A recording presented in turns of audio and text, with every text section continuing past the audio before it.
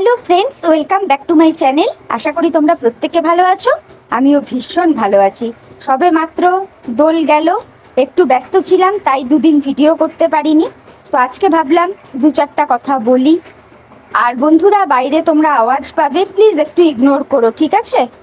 বর্তমানে ইউটিউবে যা চলছে না, এই টিনা আর সন্দীপকে নিয়ে জাস্ট বিরক্ত লাগছে, বিরক্ত। এখন মনে হচ্ছে কি জানো তো, এই দুটো পরিবারই, মানে এই মিত্র পরিবার আর এদিকে এই টিনাদের পরিবার, এই দুটো ফ্যামিলি মিলেই না সমস্ত ভিউয়ার্সদের বোকাচু বানাচ্ছে। বুঝতে পেরেছো তো? বোকাচু বলো, বোকাচু বলো, সব এইগুলো বানাচ্ছে। দীর্ঘ 1-1.5 বছর ধরে এদের নটঙ্কি বানার আর শেষ হচ্ছে না।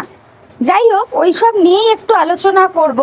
তার আগে বলি, একটা লাইভ দেখলাম, লাইভের কিছু কথা শুনে না মনে হলো যে কিছু কথা বলতেই হয়। মানে কিছু কোশ্চেন ভেতরে জেগেছে। কিরকম মনে হলো বলো তো লাইভটা দেখে আমার অন্তত সেরকমই মনে হলো যে চোরকে আমি বলি চুরি করতে আর গৃহস্থকে বলি আমি সজাগ থাকতে। বুঝলে তো বন্ধুরা? তো এদের তো আবার ব্যাপার স্যাপার আলাদা, এরা সব বড় বড় হায়ার লেভেলের মানুষজন, এদের কথাবার্তার ধরন ধারণই সব আলাদা হয়। তো ওই ব্যাপারেই কথা বলবো। তো চলো, ফালতু ভাটবকে ভিডিও বড় করবো না, মূল টপিকসে ঢুকে যাই। বন্ধুরা, তোমরা নিশ্চয়ই এতদিনে এই বিষয়টা একদম পরিষ্কার বুঝে গেছো বা দেখেও নিয়েছো যে ফোকলা ইনস্টাগ্রামে দুটো ভিডিও করেছিল। প্রথম ভিডিওটাতে ফোকলা কি বলেছিল, যে ওর কাছে নাকি অনেক প্রমাণ আছে, অনেক কিছু আছে, টিনা ওর সাথে কি ধরনের ব্যবহার করেছে না করেছে, প্লাস টিনা ড্রিঙ্ক করে, টিনা একাধিক পুরুষের সাথে মেলামেশা করে, এই সমস্ত জিনিসপত্র কি করেছে, টিনার যে প্রতিপক্ষ আছে তাদের কাছে ও ফোন করে জানিয়েছে, তারা যদি ওর কাছে কোনো প্রুফ চায় সেগুলোও তুলে দিতে পারে। এই রকম বলে একটা ভিডিও করেছিল ইনস্টাগ্রামে। তার পরক্ষণেই ফোকলা আবার একখানা ভিডিও করে যে ও টিনার এগেনস্টে যেই সমস্ত অ্যালিগেশনগুলো লাগিয়েছে, অর্থাৎ এই ড্রিঙ্ক করা, একাধিক পুরুষের সাথে মেলামেশা করা, এইগুলো কোনোটাই সঠিক না। ও নিজেকে নিজে ডিসব্যালেন্স বলেছে, যে আমি নিজেই এখন ডিসব্যালেন্স রয়েছি, কখন কি বলি তার কোনো ঠিক থাকে না, আমি যা বলেছি মিথ্যা বলেছি, রিভেঞ্জফুল মেন্টালিটি থেকে এই কথাগুলো বলেছি টিনার এগেনস্টে। এই রকম করে ফোকলা আবার একটা ভিডিও করে ইনস্টাগ্রামে। তাহলে যে মানুষ নিজেই কখন কি বলে সে নিজেই জানে না, নিজেই বলে দিচ্ছে সে ডিসব্যালেন্স থাকে, তাহলে তার কথাগুলোকে প্রাধান্য দিয়ে একটা লাইভে ফোকলার বলা কথাগুলোকে রিপিট করা হবে কেন? যেখানে ফোকলা নিজে টিনার ওপর যে অ্যালিগেশনগুলো লাগিয়েছিল সে নিজেই ওইগুলো তুলে নিয়েছে।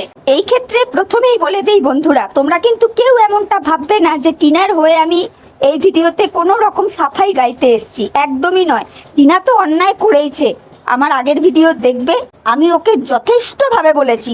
আমি যখন যার যেটা অন্যায় ভুল দেখি মুখের পরেই বলি, আবার যদি তাদের ভালোটাও দেখি সেটাও বলি।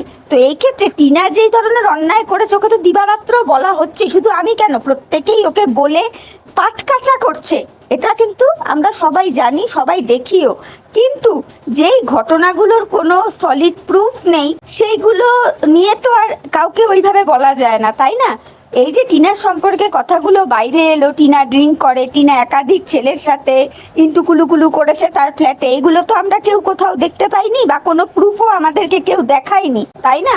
তাহলে কংক্রিট প্রুফ না থাকলে তাকে তো আর কিছু বলা যায় না এই ক্ষেত্রে, মানে টিনার কথা বলছি। প্রুফ যখন পাবো আবারও টিনাকে ধুয়ে কাপড় পরিয়ে দেব, এটাই হচ্ছে ব্যাপার। তাহলে কি এইরকমটাই ধরে নেব যে সত্যি কন্টেন্টের বহুত অভাব পড়ে গেছে, সেই জন্য ফোকলার বলা কথাগুলো, যেগুলো ফোকলা অলরেডি তুলে নিয়েছে, মানে সে নিজেই কনফেস করে দিয়েছে সে যেই কথাগুলো বলেছে সেগুলো সে মিথ্যে কথা বলেছে, তারপরেও লাইভ করে রথী মহারথী ব্যক্তিদেরকে এসে রিপিট করতে হচ্ছে ফোকলার কথাগুলো। তাহলে তো বলতেই হয় যে সত্যিই কন্টেন্টের অভাব। যাই হোক, এর পরের কথায় আসি।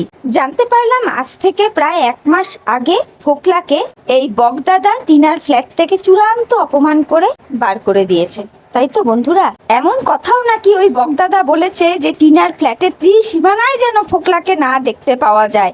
ফোকলাকে যদি দেখতে পাওয়া যায় তাহলে তাকে রেপ কেস, গাজার কেস পেস দিয়ে জেল হাজতের ভাত একেবারে খাইয়ে ছাড়বে।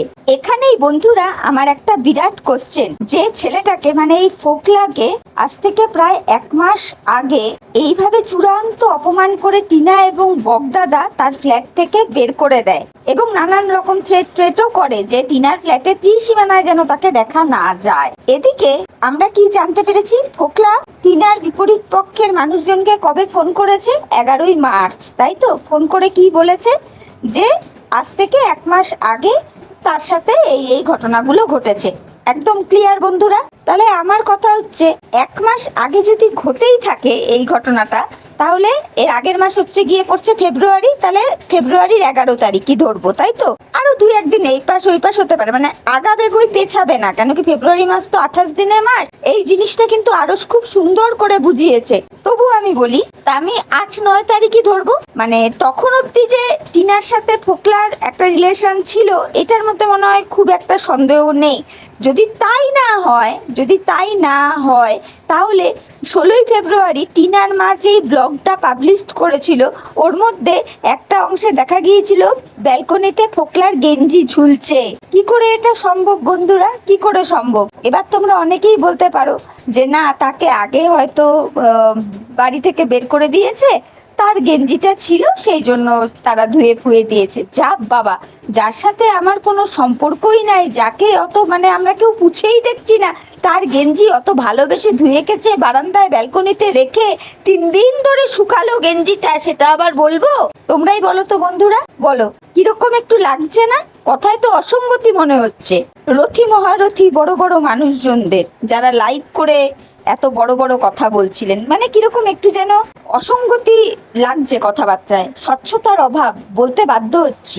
এই কথাগুলো না আমার ভেতরে কাজ করছিল, আর দেখলাম আরশের পয়েন্টের সাথে আমার পয়েন্টগুলো মিলে গেল। তাই ভাবলাম যে আমিও এই কোশ্চেনগুলো করি, দেখি রথী মহারথীরা কিছু উত্তর দিতে পারে কিনা। যাই হোক, আমার কাছে অন্তত এটা পরিষ্কার যে ফেব্রুয়ারি মাস পর্যন্ত ফোকলার সাথে টিনার একটা রিলেশন ছিল। না হলে ফোকলাকে যদি তর্কের খাতিরে ধরেও নি যে ফেব্রুয়ারি মাসের 7-8 তারিখে অপমান করে বের করে দিয়েছে, তো তারও 1-2 সপ্তাহ পর ফোকলার গেঞ্জি টিনার ফ্ল্যাটের ব্যালকনিতে কি করে? সত্যি কথাই তো তাই। আরও যে কথাটা বলেছে একদমই তো ঠিক কথাই বলেছে। বাবা, সেই জায়গায় তো আবার দেখলাম টিনার মা কত যত্ন করে গেঞ্জিটাকে তুলে এনে বলছে যে এই গেঞ্জিটা শোকাতে 3 দিন সময় লাগলো। বাপরে বাপ, যার সাথে আমার কোনো রিলেশনই নাই, যার সাথে কোনো লেনাদেনাই নাই, তাকে নিয়ে তো এত মাথামারি করবো না। তার কিছু থাকলো কি থাকলো না, সেই জিনিসগুলো তো পারলে আমরা টান মেরে ফেলে দেবো, তাই নয় কি বন্ধুরা? মানে কি বলবো, এগুলো কিন্তু একটা লজিকের কথা। আমি হয়তো অতটা গুছিয়ে বলতে পারছি না বন্ধুরা, তোমরা একটু বুঝে নিও, আমার কথাগুলো একটু মন দিয়ে শোনো। আশা করি তোমরা ঠিকই বুঝতে পারবে আমি কি বলতে চাইছি। তো চলো নেক্সট পয়েন্ট নিয়ে কথা বলি। আমার কথা হচ্ছে, এই ফোকলা কাকার ছেলেকে সেবক দাদা টিনা মিলে এইভাবে অপমান করে যাকে বাড়ি থেকে বের করে দিল, তাকে এত বড় হুমকি চমকি ধমকি দিল যে টিনার ফ্ল্যাটের ত্রিসীমানায় যেন তাকে না দেখা যায়, দেখা গেলে তাকে রেপ কেস, গাজার কেসের মতন কেসে ফাঁসিয়ে দেওয়া হবে, নানান রকমের কথা বলল। তারপরেও কি এই ফোকলা কাকার ছেলে অসভ্য জানোয়ারটার কলিজায় এত দম হবে যে টিনার ফ্ল্যাটের গেটের সামনে দিনের পর দিন বসে থাকবে? এটাও জানতে পারলাম, ওই লাইভ থেকেই শুনলাম, আর আশ্চর্য হয়ে গেলাম। বলি, টিনা যেই ফ্ল্যাটে থাকে, ওই ফ্ল্যাটে কি সিকিউরিটি কিছু নেই নাকি? নিশ্চয়ই রয়েছে। আবার তো এটাও জানতে পারছি যে ওখানে সিসিটিভিও রয়েছে। তাহলে সেই ফ্ল্যাটের দারোয়ান যারা রয়েছে তারা দেখেও কিছু বলবে না যে তাদের বাড়ির দরজার সামনে একজন বসে রয়েছে? তারা দেখেও নির্বিকার। অদ্ভুত না বন্ধুরা? আর টিনা যেখানে থাকে আর ফোকলার বাড়ি যেখানে, মোটামুটি 25 থেকে 28 কিলোমিটারের দূরত্ব। ফোকলা রোজ এসে বসে থাকতো টিনার বাড়ির গেটের সামনে। এগুলো একটা বিশ্বাসযোগ্য কথা? মানে কেন বসে থাকতো? নাকি সে ফলো করতো যে টিনার ফ্ল্যাটে কে আসছে যাচ্ছে, ঢুকছে বেরোচ্ছে?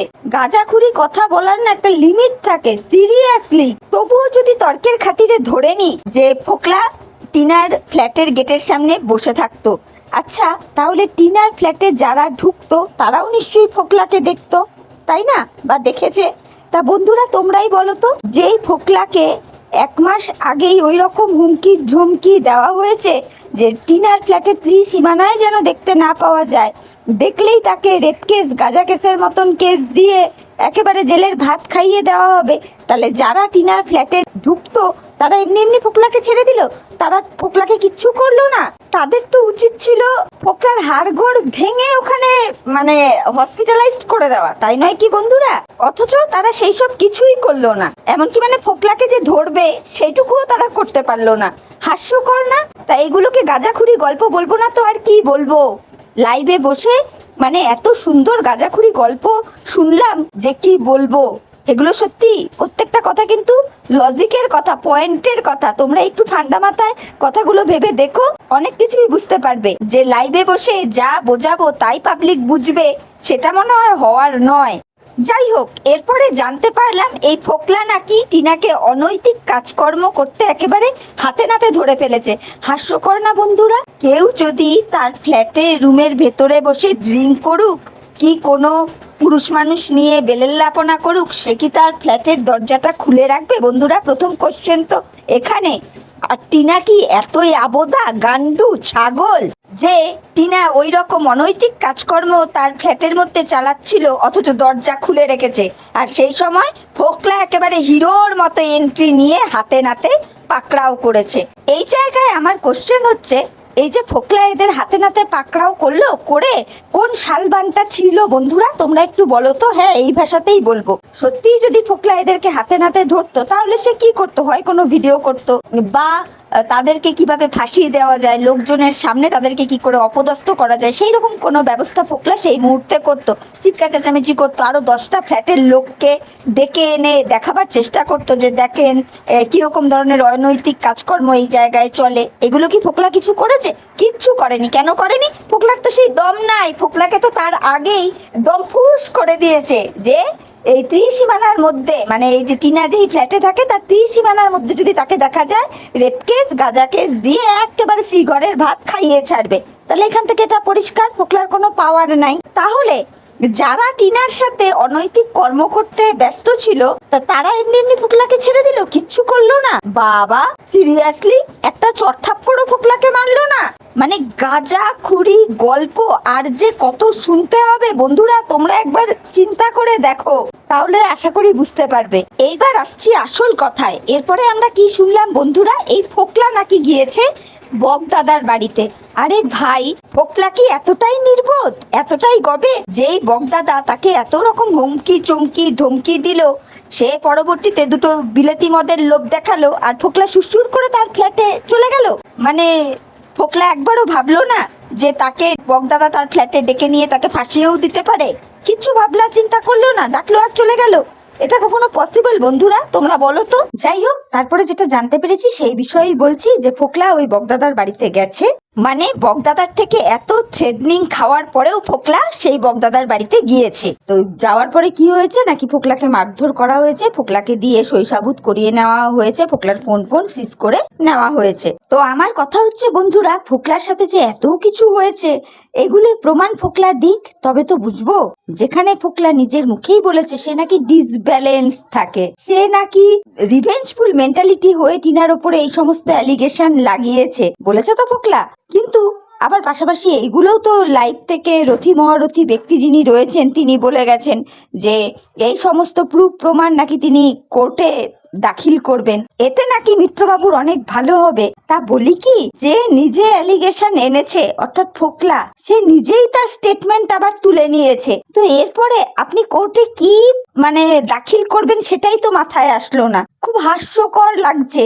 আপনি তো একজন রেপুটেড মানুষ, আপনি একজন মানবাধিকার কর্মী, আপনার কাছ থেকে এই রকম ধরনের বালখিল্যপনা কথাবার্তাগুলো না খুব মানে হাস্যকর, বোকা বোকা লাগে। বলতে বাধ্য হলাম কথাটা। বিশ্বাস করুন, আজকে ফোকলা টিনার উপর অ্যালিগেশন দিয়েছিল, সে নিজেই তার অ্যালিগেশন গুলো তুলে নিয়েছে। সে নিজেই ঘোষণা করে দিয়েছে যে সে টিনার সম্পর্কে যা যা কথা বলেছিল সেগুলো সে ডিসব্যালেন্সড হয়ে বলেছিল। এমনকি এটাও বলেছে যে সে যা করেছে সম্পূর্ণ দায়ভারটা তার, সেই জন্যই সে ক্ষমা চেয়ে ওই ভিডিওটা করেছিল, তাই না?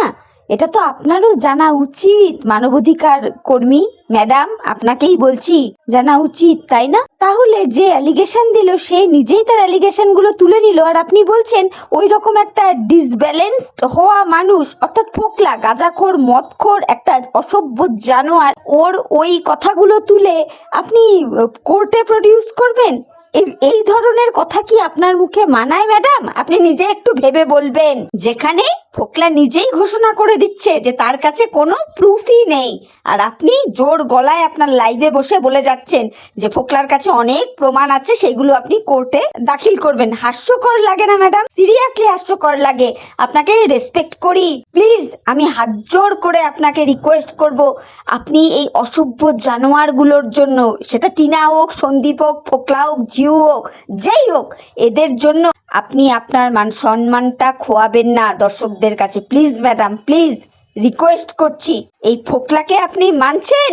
এই ফোকলা নিজেই তো বলছে তার কাছে কোনো প্রমাণ নেই, আর আপনি লাইভে এসে বলে যাচ্ছেন যে ফোকলার কাছে নাকি প্রমাণ আছে, সেই প্রমাণ নিয়ে আপনি কোর্টে দেখাবেন, আর সেটা সন্দীপের জন্য মানে হিতকর হবে। রিয়েলি? তো যাই হোক, আপনি না দয়া করে লাইভে বসে এরকম গাঁজাখুরি গল্প মারতে আর আসবেন না, বুঝলেন তো? আপনাকে খুব রেসপেক্ট করতাম বা করিও, কিন্তু আপনি দিনকে দিন আপনার নিজের রেসপেক্টের জায়গাটা আপনি নিজে খোয়াচ্ছেন, বলতে বাধ্য হচ্ছি।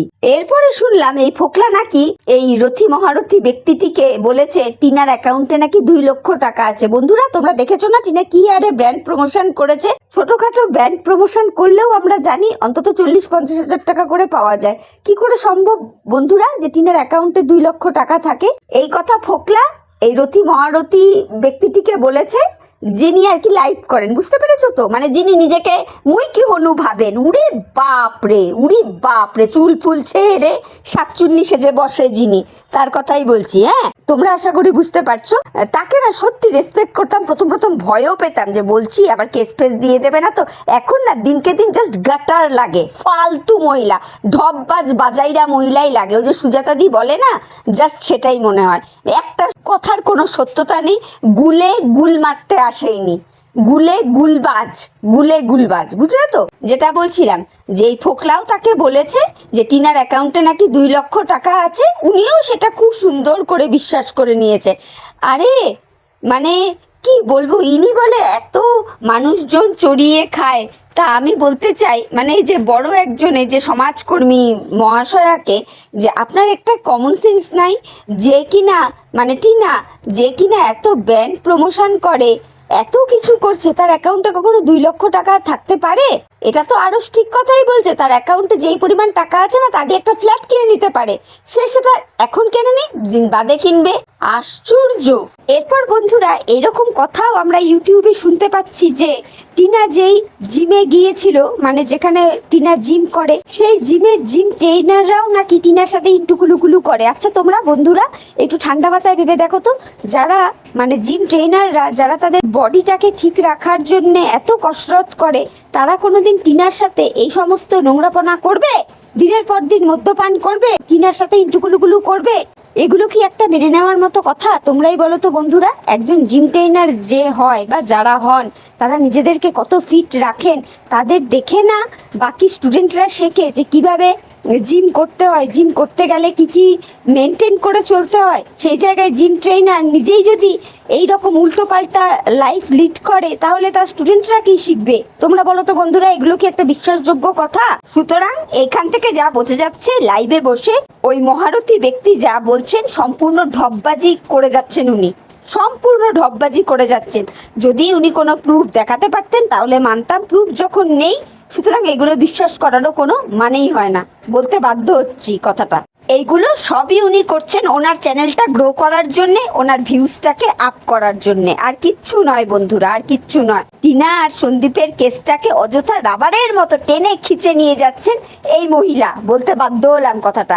এই সমাজসেবী মহিলা, ইনি মানে যবে থেকে ইউটিউবে ঢুকেছেন তবে থেকেই মানে কেমন একটা যেন মানে কি বলবো, শাসন করার প্রবণতা নিয়ে বসে রয়েছেন। উনি সবার ওপর ছড়ি ঘোরাতে আসেন।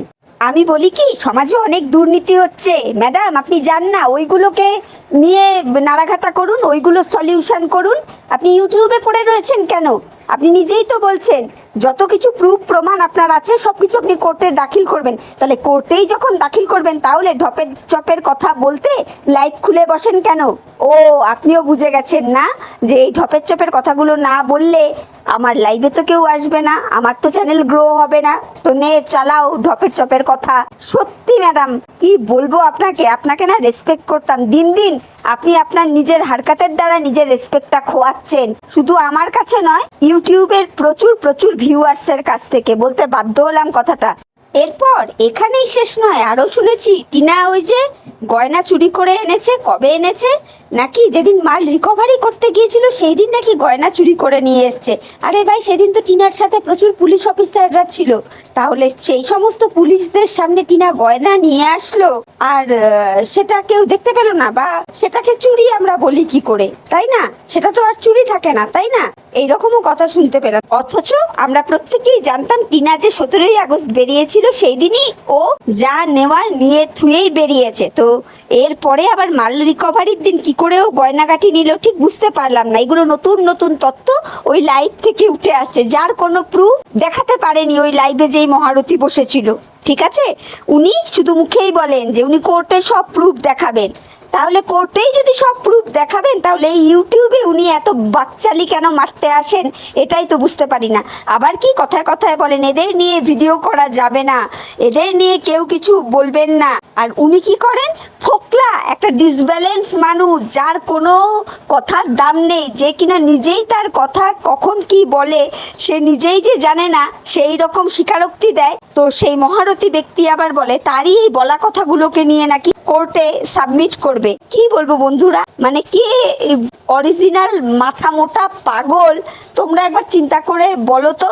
আমার তো এখন মনে হচ্ছে এই সমাজসেবিকার থেকে বড় মাথা মোটা পাগল ছাগল আর দ্বিতীয় কেউ ইউটিউবে নেই। সত্যি বলতে বাধ্য হচ্ছে, এই সমাজসেবিকার মনে হয় ক্লায়েন্টের একটু অভাব পড়ে যাচ্ছে, মানে কেস ফেস হয়তো পাচ্ছে না, যার জন্যই এই টিনা সন্দীপের কেসটাকে নিয়ে এই রাবারের মতো টেনে যাচ্ছে। কিছুতেই উনি চান না যে এই জায়গাটার একটা মীমাংসায় আসুক। শুধু মুখে বড় বড় ভাটের কথা বলে শুধু নিজের জাহির করতে লাইভগুলো করেন। উনি কোথায় কি বাঙ্গি ফাটিয়েছেন ওইগুলো শোনাতে আসেন। মানে সিরিয়াসলি শুনুন, শূন্য কলসির না শব্দ এমনি বেশি হয়, আর যেটা ভরা কলসি থাকে তার আওয়াজ হয় না।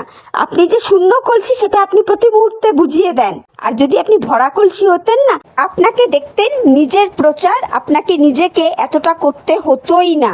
দেখতেন অন্য লোক মুখে আপনার কথা ঠিকই মানুষ জানতে পারতো, কিন্তু না, আপনাকে লাইভ করে আপনার নিজের কথা আপনাকে জাহির করতে হয়, তাই না? কি অবস্থা সত্যি।